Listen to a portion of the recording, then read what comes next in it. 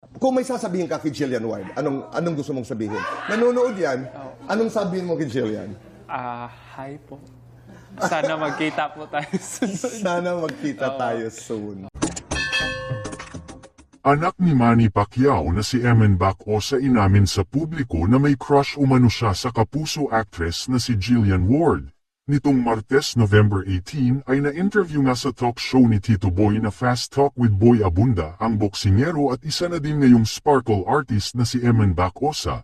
Sa naging interview sa kanya ni Tito Boy ay mas nakilala nga siya ng publiko kung saan ay matapang niyang sinagot ang iilang katanungan sa kanya nito. Siyempre ay sumalang din siya sa Fast Talk at nang tanungin naman siya ni Tito Boy kung ano nga ba ang kanyang tipo sa isang babae ay sinabi nito na type niya nga daw umano ang mga mestisa.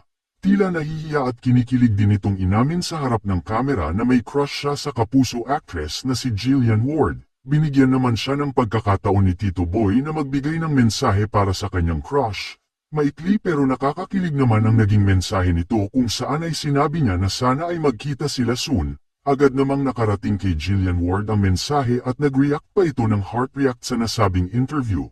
Samantala, marami namang netizens ang kinilig sa ginawang pag-amin ni Eman kung saan ay pinagtatambal na nga sila ng mga ito. Hindi naman na kasi imposible ito lalo na at isa na ding sparkle artist si Eman Bacosa at hindi din malabong magkatagpo sila sa GMA.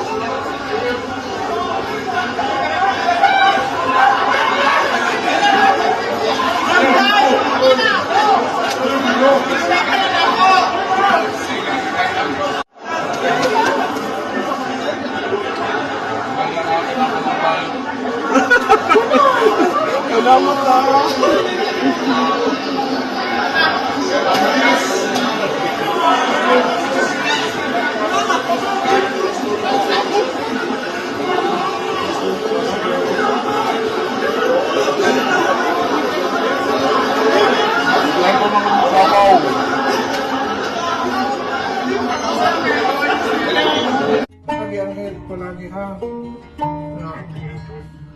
Kuhan lang, training lang palagi. Para maabot mo ang harap mo, makatulad ka daddy mo.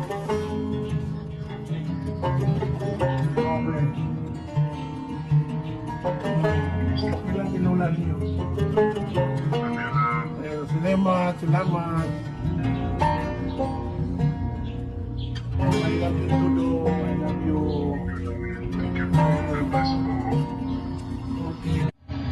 Hi guys! Andito na kami sa aming hotel room. Dito kami magstay for this weekend sa upcoming fight ko ngayon. Nice, di ba? Sige, ikot niyo.